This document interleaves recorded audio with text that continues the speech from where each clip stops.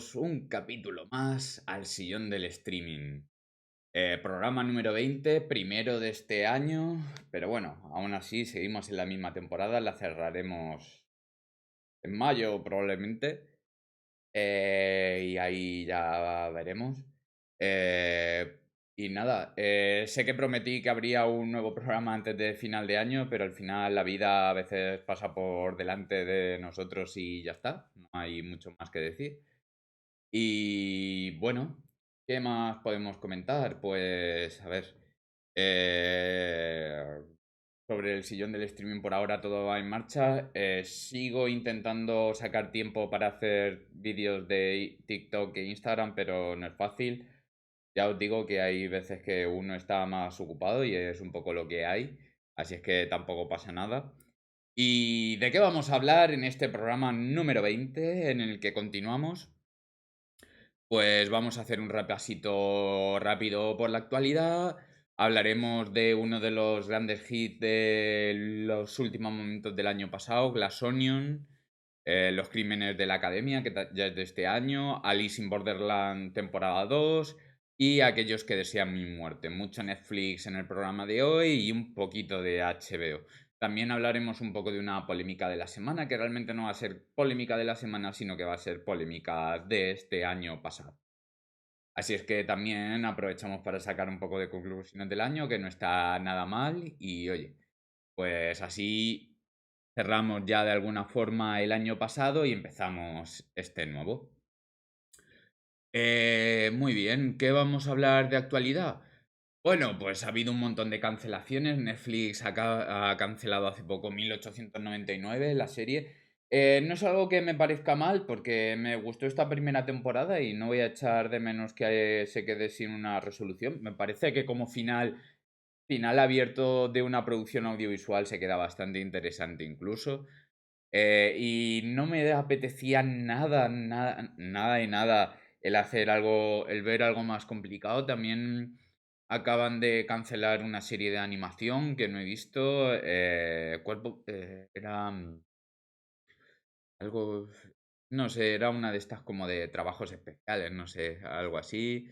En Warner, pues nada, han prometido frenar un poco la masacre de cancelaciones que llevan y ya está. A raíz de esto, también hay mucha gente que ha dicho en Apple TV no se cancela tanto como en el resto de plataformas. Es verdad, pero tú mira el ritmo de producción de Apple comparado con Netflix, por ejemplo, que estrena algo nuevo prácticamente todos los días del año, que es, wow, es insufrible, la verdad, es imposible de seguir el ritmo de estrenos de Netflix.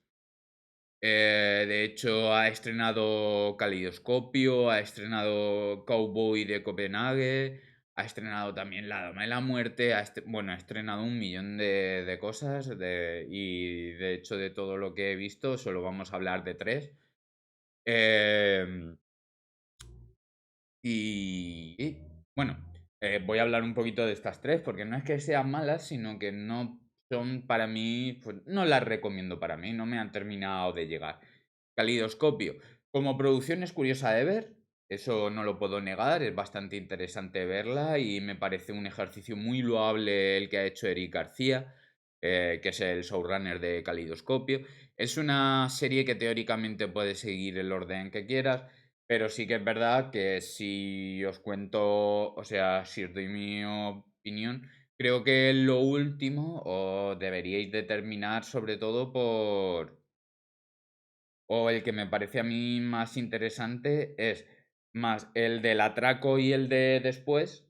Yo los vería los últimos, incluso el del propio atraco, el último del todo, para que veas un poco todo lo que se ha ido orquestando. Podéis probar el orden que os dé la gana, pero bueno, aún así, a mí lo que me faltaba es que en ese ejercicio de hacer el puzzle, claro, digamos que tú pierdes lo que es la intensidad dramática de seguir un orden perfectamente establecido, porque al final de una serie tú quieres que vaya en una especie de crescendo de menos a más, pues claro, el hacer este cubo de Rubik, este puzzle así, desvirtúa un poco ese concepto, ¿no? Y Cowboy de Copenhague, Que voy a intentar verlo más, pero es que a mí Nicolas Winding Refn, que es el showrunner de esta serie y director, entiendo, porque él es un... Es que es un pesa, es que es un chapas, es que... No es mi estilo, Nicolas Winding Refn este. Además, es un tío, si veis algunas de sus primeras películas, que la primera, pero sí con la que él empezó a ganar fama, Valhalla Rising es la película y el prota es el de Hannibal Lecter, joder, el Mads Mikkelsen. Bueno, o como se pronuncie. De verdad, que estoy tontísimo. Te lo venden como algo súper violento, súper especial, súper tal, y tú dices, bueno, pues nada más entre otras tantas. No la vi yo lo suficientemente especial, ni lo suficientemente loable, ni lo suficientemente bien rodada. Sí que es verdad que tiene puntos interesantes, eso no lo puedo negar, pero aún así no deja de ser una producción más de el resto de películas que lo han intentado. Muy loable que sí. Drive es un peliculón y por ahí tiene cositas interesantes, aunque ya os digo que no son mi estilo. De Neon Demon a mí se me hizo pesada. La de solo era Only Gods Forgives, solo Dios perdona. Me pareció un videoclip o un anuncio de estos de perfume de 2 horas y pico, casi, o 3 horas, es que no lo sé. Era un videoclip de 3 horas con... ah, eh, bastante complicado de asumir. También ha habido otra serie de películas navideñas, de las cuales no voy a decir absolutamente nada porque no he visto nada. Top Gun Maverick se ha estrenado también. Ha sido un ejercicio muy interesante. Una cosa muy de agradecer por parte de Tom Cruise, que hace siempre en estas producciones de productor, está muy bien. Pero a mí no me gustó la primera, pues esta segunda tampoco me ha gustado, pues porque está igual de bien hecha que la primera. Si te gustó la primera, esta la vas a disfrutar, porque yo creo que tiene hasta un toque más artesanal y desde luego en estos tiempos de CGI tan disruptivos y locos, está guay que volvamos a algo más tradicional y más... Que no des... Tú ves Top Gun Maverick y no piensas en está hecho por ordenador, ¿no? Sino que te metes realmente en la acción, te metes en la aventura, lo compras absolutamente todo lo que estás viendo en pantalla. Pero no sé, todas las historias a mí de soldados es que ya no me encajan y después de ver a los soldados, sobre todo ahora que podemos ver a soldados tan en redes sociales con lo de Ucrania y Rusia, que son gente que no le gusta estar donde están, que no quieren estar donde están, que están, los soldados rusos están todos, queremos volver a nuestra casa a jugar a la PlayStation y a beber vodka por los ojos y no a estas mierdas. Y claro, te lo ves así y tú dices, claro, evidentemente, ¿quién va a querer estar ahí? Por eso que todos estos discursos tan pro soldados, belicistas y tal, pues bueno, también mucho en la peli de, como de, es que las guerras del futuro la van a hacer bots y esto hay que hacerlo un hombre, tal, ¿no? Que parece un discurso también de estos de, no hay que hacer las películas estas tan de CGI y tan para plataformas y público tal, sino que se pueden seguir haciendo las películas como se hacían antaño. Bien, en taquilla ha funcionado estupendamente, con lo cual parte de razón tiene, aunque de eso también hablaremos más tarde. Ha habido también muchísimas otras producciones. Amsterdam, que bueno, es una peliculita pues, que no está mal. Se dio una buena leche en taquilla y desde luego que se ha dado también una buena leche en plataformas. Pero bueno, que está bastante bien, que tampoco es algo para colgar ahí. Pero bueno, vamos a la mandanga buena que... Hay una peli que llevamos esperando 2 semanas hablar de ella y ya es la hora, ya es el momento de hablar de ella. Tenemos la última producción de Ryan Johnson, Glass Onion. un misterio de puñales por la espalda. O bueno, o el misterio de Glass Onion, un caso, una película más de la saga de puñales por la espalda. Tenemos otro nuevo caso del detective Benoit Blanc. Un millonario. Buenas, Mauri. Todo muy bien, muchas gracias. Tenemos un nuevo caso de puñales del detective Benoit Blanc. Y desde luego que es una película muy interesante. Todos los casos de, o sea, todas las películas de Ryan Johnson, excepto la de Star Wars que todos conocemos, son películas que están muy, muy bien. Puedo recomendaros que si os gusta él, veáis Brick y Looper, que creo que son producciones muy interesantes. Y en esta de estas películas de puñales por la espalda, lo que está haciendo él es estar bastante desatado y creo que puede hacer bastante lo que le da la gana. También el que no sea una producción para cine creo que le da bastante margen de maniobra y nos llega a hacer cosas que pueden estar en otro lado más allá del cine comercial. Es una película bastante larga que yo creo que en cines hubiera sido también compleja de ver y desde luego que nos presentan tramas bastante complejas y bastante locas, ¿no? Yo creo que en este intenta subir un poco más el nivel de puñales por la espalda, juega también mucho más con la narrativa y con los tiempos, con lo cual también es algo ver cómo va encajando todo el puzzle de este misterio, que parece casi un huevo de Fabergé. Y bueno, la metáfora que usan también en la propia película, una cebolla, ¿no? Esta película tiene muchas referencias también de grandísimos clásicos de las comedias de misterio, como Cluedo, como pueden ser Un cadáver en los postres. Cluedo, de hecho, es un remake de Un cadáver en los postres, o sea que las dos van por ahí. Y también El fin de Sheila, que es otra película de un millonario rico que invita a pasar un fin de semana en un barco a un montón de amigos suyos, con los que hacían también juegos de misterio y tienen que ir resolviéndolo en un crucero, ¿vale? Aunque al final hay un asesinato real y tienen que ver de resolverlo.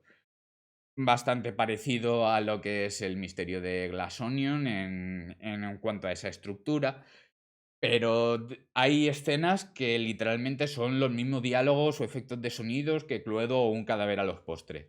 Si sois grandes amantes de este tipo de películas como lo soy yo, desde luego que el misterio de Glass Onion nos va a gustar. Y bueno, qué decir de la sinopsis de la película. Al final es una película de misterio y hay que resolver un asesinato.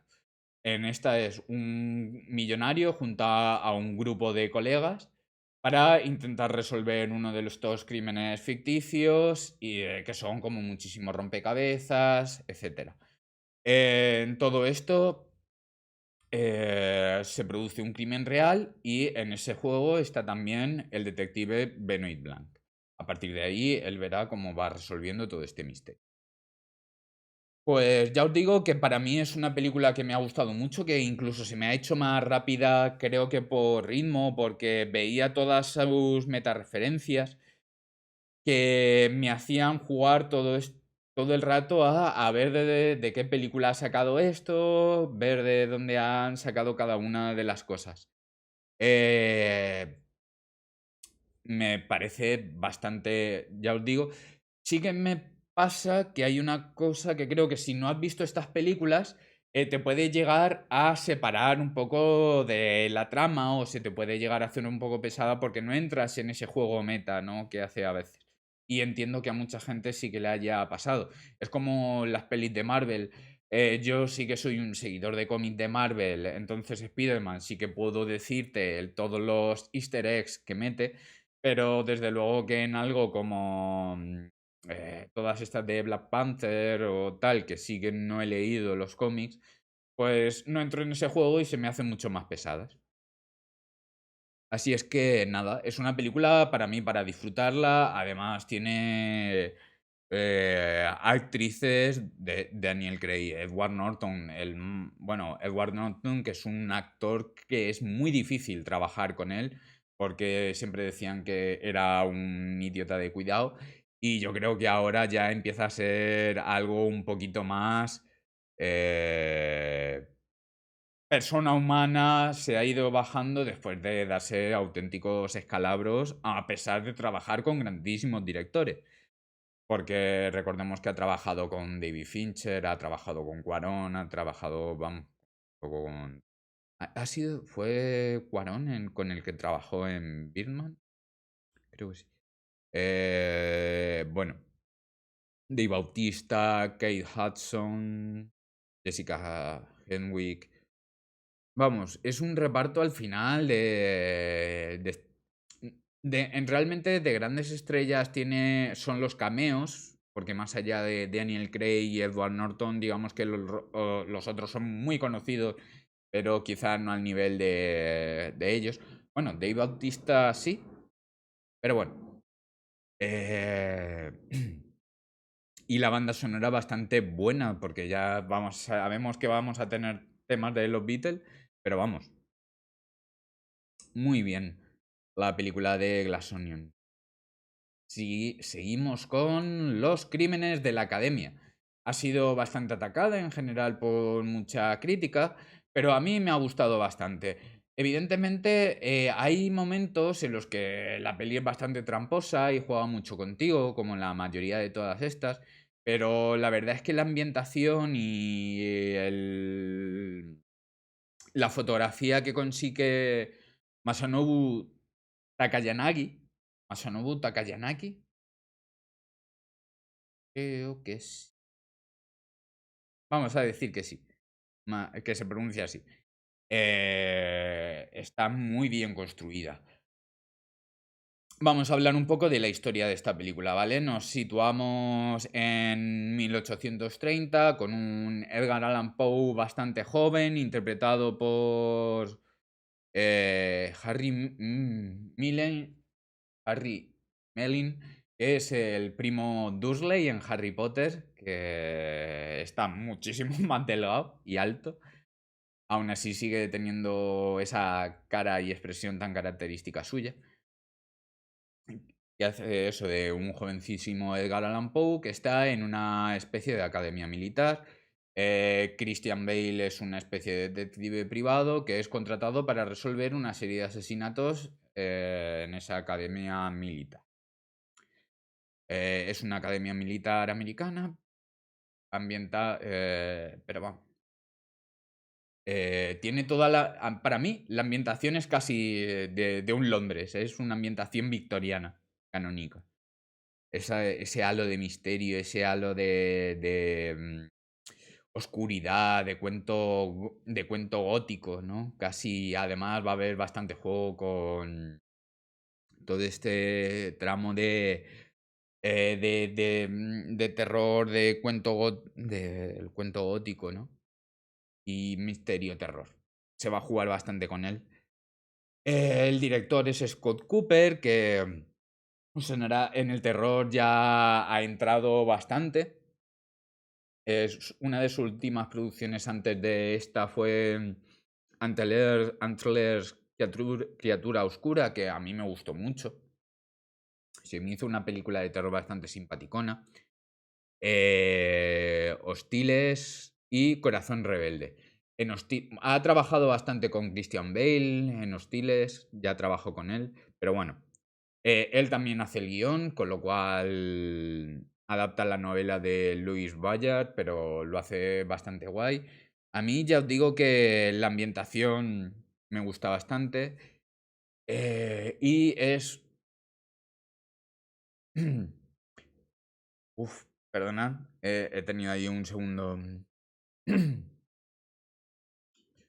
Oh, la garganta. Bueno, eso. Que es una película que juega mucho con tus expectativas, que vamos a tener a veces un efecto de varios finales, ¿no? Pero este es el misterio, pero realmente es este, pero...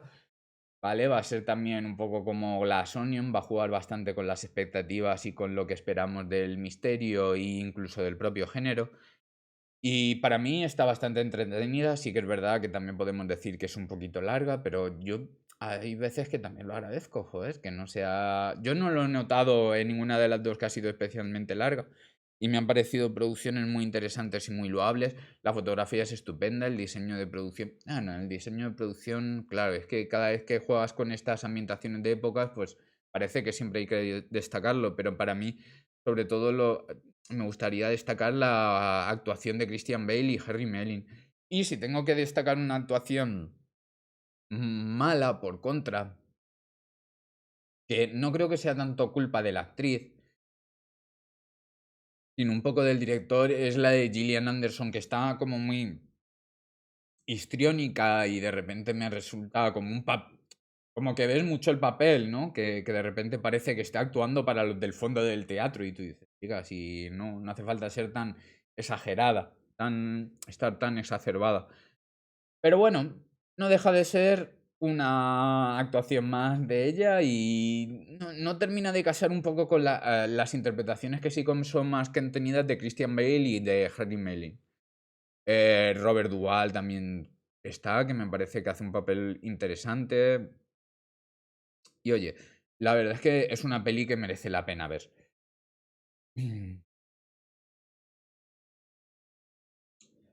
Alice en Tierra de Bordes, que entiendo que eso es lo que significa Borderland.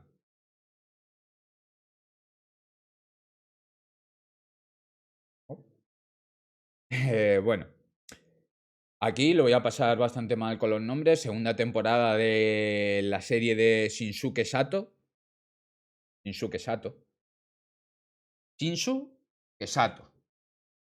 No, Shinsuke Sato. Pero me mola más Shinsuke Sato, ¿no? Porque es como... Bueno, vale, voy a dejar de hacer el imbécil. Pasa de la novela gráfica de Aro Aso, Shinsuke Sato y Aro Aso.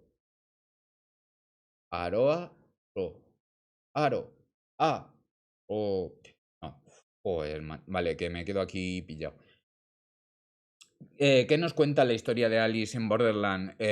Un chaval junto con tres amigos están una vez en una plaza céntrica en Tokio, Japón, y de repente surgen unos fuegos artificiales y entran en una especie de mundo alternativo en el que tienen que resolver una serie de juegos a vida o muerte. eh, y simplemente para continuar viviendo. Si no resuelven esos juegos, van perdiendo puntos y mueren. Pues esto es un poco lo de qué va la temporada 1. En esta temporada 2, digamos que suben a un nuevo nivel en el que tienen que resolver como las cartas principales con la teoría de que si las resuelven consiguen salir del juego. Esta es la premisa de la segunda temporada y desde luego que vamos a ver cómo se sube de nivel en todos los sentidos de la serie. Vamos a tener más historias de personajes, aunque no vamos a tener muchísimos más, sí que vamos a ver en profundidad la historia de todos. Vamos a tener momentos de estos muy típicos que sí que son de la narrativa nipona, de momentos de casi de soliloquio de personajes siendo muy reflexivos y filosóficos. Y creo que en esta aún me recuerda más a esta mezcla entre Battle Royale, la película Battle Royale, Gantz y un poquito de Saw, ¿no? Que era todo lo que destilaba esta primera temporada, pero la vamos a ver más. Y creo que es aún mayor y llevado a un nivel mucho más emocional de los personajes. Sí que es verdad que a mí los soliloquios estos filosóficos muchas veces me echan para atrás porque es como, ¿qué es lo que me estás vendiendo, no? ¿Qué es lo que pretendes decirme con todo esto realmente? Porque al final el ser tan literal me resulta siempre muy agresivo, muy poquito aburrido. Pero vamos, esto es un poco lo que suele pasar con las producciones niponas, que sí, es que ya os digo que tienden a hacer este tipo de cosas, de pararse y hablar sobre lo que es la vida, el sentido de no sé qué, el sentido de tal. que incluso no japonesa, sino también Corea del Sur tiene también este tipo de producciones. eh, y es realmente curioso. Realmente curioso cómo se paran a dialogar desde ese punto de vista tan filosófico en momentos que no lo parecen o no se prestan a ello. Pero bueno, es más que nada que cuando algo es tan literalmente filosófico, no es nunca la profundidad filosófica que te deja el pozo de cuando algo te hace pensar sin decírtelo literalmente, ¿no? Más, ese es mi comentario. La serie está muy entretenida y digamos que los últimos capítulos te dejan loco. Pero el último capítulo es una rayada máxima. Una cosa que es una fumada guapa, guapa, guapa. Vamos allá con nuestra última película que vamos a ver hoy, de esta vez de HBO Max, para que no se me diga que solo hablo de cosas de Netflix. Bueno, como podéis ver en el cartel, Only in Cinemas, ya está en HBO Max. La película creo que no fue un gran éxito en cines, pero es que yo creo que este director funciona muy bien en plataformas. De hecho, muchas de sus películas y series han funcionado realmente bien en plataforma. Taylor Sheridan, el director, nos cuenta la historia de Connor, un niño que es testigo de un asesinato y digamos que los asesinos van a por él para no dejar cabos sueltos. En todo esto se ven implicados el ayudante del sheriff de un pueblo, la mujer del ayudante y la guardabosques de esa zona forestal. Vamos a tener incendios, vamos a tener mucha aventura en el bosque y lo que parece en un momento que va a ser una especie de western moderno muy muy crudo, muy oscuro, muy noir, ¿sabes? Muy duro, se va diluyendo para luego intentar ser una de aventuras mezclada con incendios, y eso es un poco lo que es la mayor crítica a la película, ¿no? Que va dando bandazos entre los géneros sin llegar a posicionarse bien en ninguno de ellos. Con lo cual no llega a aterrizar en ninguna parte y se queda en tierra de nadie. También tenemos algo muy curioso en esta película, que es a John Bernthal, que es un actor que estamos acostumbrados a hacerle papeles de acción muy oscuros. Pienso en The Punisher, pero también tenía una que era Brigada Criminal, Gangster Squad, que también era un personaje muy rudo, muy tal. La serie de La ciudad es nuestra, que también hace un personaje, un policía corrupto, muy duro, muy macarra, muy tal. Entonces, claro, de repente lo vemos aquí y es como un personaje como muy centrado, muy sensato, muy tal, y dices, ostras, no, parece que estás esperando en todo momento que empiece él a ser el que reparte tiros y eso. En cualquier caso, es una producción bastante entretenida, ya os digo que no podéis esperar grandísimas cosas. Creo que Angelina Jolie hace un papel que físicamente es bastante exigente y lo resuelve bastante bien. Nicholas Hoult, bueno, es que no sé, los malos realmente tampoco me parecen, me llegan a dar esa sensación de malísimo todo el rato. Es como muchas veces que no los termino de comprender del todo. Pero a nivel de ritmo, de cómo está hecha la película, de entretenimiento puro y duro, me parece que funciona muy bien. Si no os suena Taylor Sheridan, es el director y también guionista de una peli como Wine River, que está súper bien. Si tenéis la oportunidad de verla, está bastante guay. Y la serie Yellowstone, que creo que ahora han hecho un spin-off que también está bastante bien resuelto. Así que nada, simplemente animaros a ver las producciones de Taylor Sheridan y oye, que ni tan mal. Ahora vamos a hablar un poco de la polémica de la semana, que no es una polémica de la semana, sino ya os digo que es un poco polémica del año, que es un poco qué está pasando con el cine Made in Hollywood Pero no me refiero al Made in Hollywood Capitán América, sino al Made in Hollywood de Oscar, ¿no? De los grandes premios. Pensemos uno muy claro, el 12 años de esclavitud, tres anuncios a las afueras, todo este tipo de producciones que eran de repartos realmente grandes y sólidos y que tenían capacidad de llevarla a la gente, sobre todo a esa, no digo a la chavalada, pero sí que al público de más de 25 años al cine a ver cosas interesantes y dramas sólidos, ¿no? Que parece que este año han fracasado. De hecho, Top Gun, ya os digo que es un poco la excepción, pero Top Gun también es una peli de acción, ¿no? Con lo cual tampoco entra dentro de esos dramas que sí que estábamos acostumbrados a que fueran de premios Oscar. De repente parece que esto ya no es tan importante. Y es interesante ver cómo está pasando todo esto, porque puede significar varias cosas. Uno puede ser que todo esto tenga unas causas sobre el Star System sobre el propio modo de trabajar de Hollywood ahora mismo, que hay que plantearse y que imagino que los grandes estudios estarán haciéndose cruces para ver si consiguen averiguar. Evidentemente yo no tengo la respuesta, sino simplemente son cosas para reflexionar porque sí que me parecen interesantes. ¿Y qué es lo que puede estar pensar un poco qué es lo que puede estar pasando? Porque no deja de ser un síntoma de la época en la que estamos, ¿no?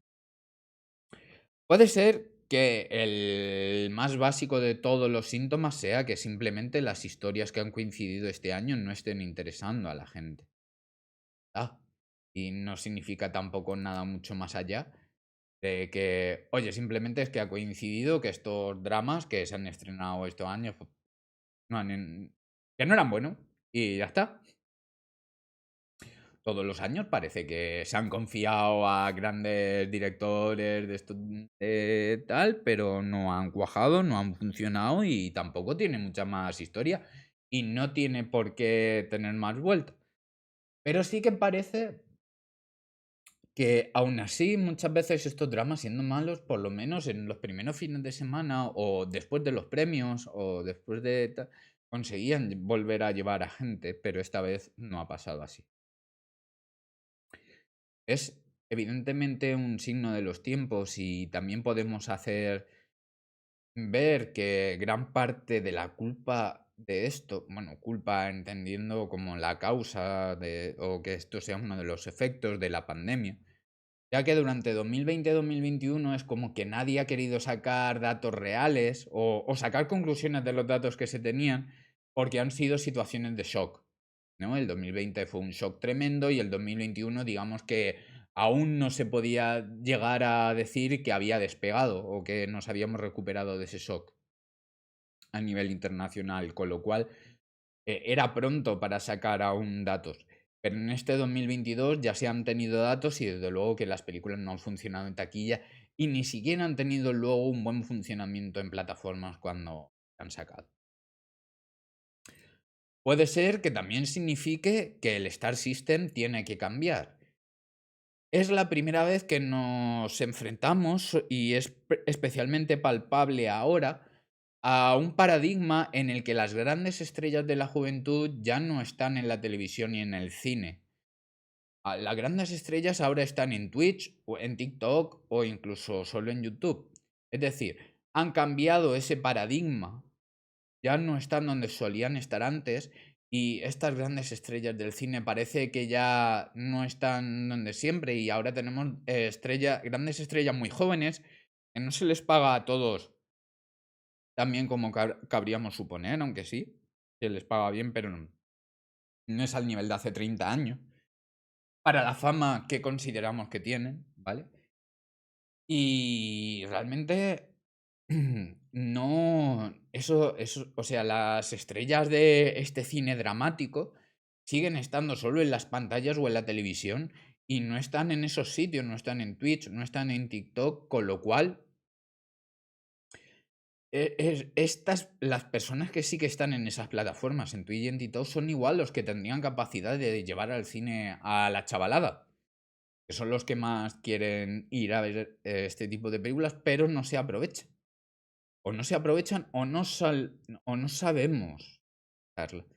Entonces, claro, ¿qué es lo que se puede hacer ahí? ¿Contratas a gente simplemente por su perfil de redes sociales? Es un riesgo, pero es un riesgo o incluso una bajona. Pero, aún así, ¿y si es que esa es la solución? Ah, ¿qué es lo que podemos decir, no?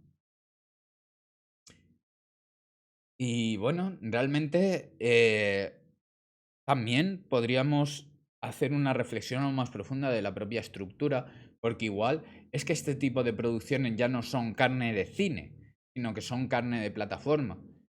Que este tipo de películas, o sea, que ahora mismo una película que también lo rentó hace unos años, como The Green Book, igual es que ahora tiene todo el sentido que sea una peli, pues como estas que hemos comentado de Glass Onion, y que se estrene directamente en plataformas y que no salga a cine, porque igual ahora en cine no recaudaría un The Green Book. Y sí que es verdad que funcionó también muy bien en plataforma esa película.